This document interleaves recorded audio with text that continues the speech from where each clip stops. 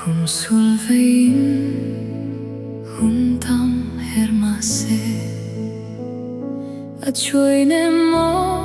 kalung lai quay tu kha lung chim ten pia tu min lan lai te a thar le tin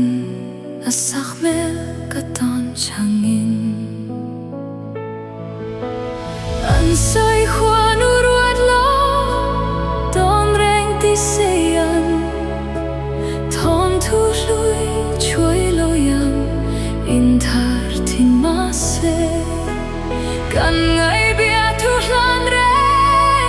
rem to si lo hian ton mang yang a tham tur ilo tur aduan si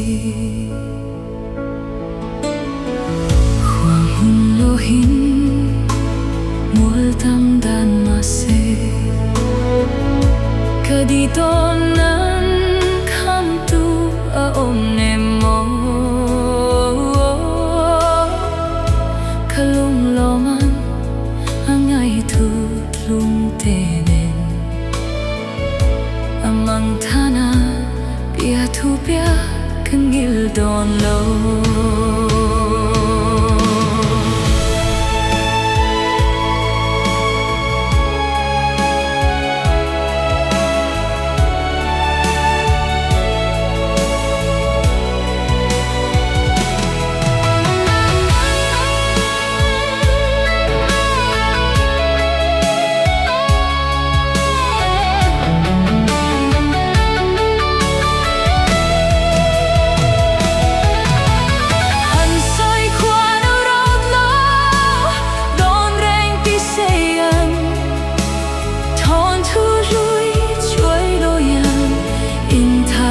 in ma se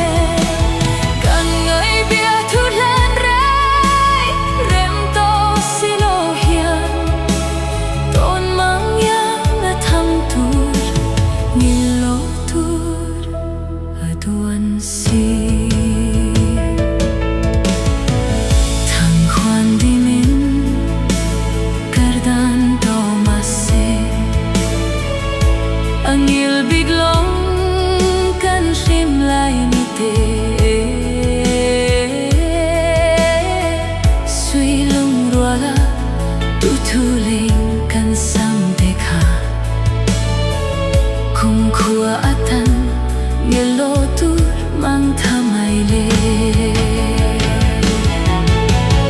an sai khoan u ruat lo don reng ti seyan thon thu lui thar tin ma se kan ngai bia thu lan reng rem to si lo hian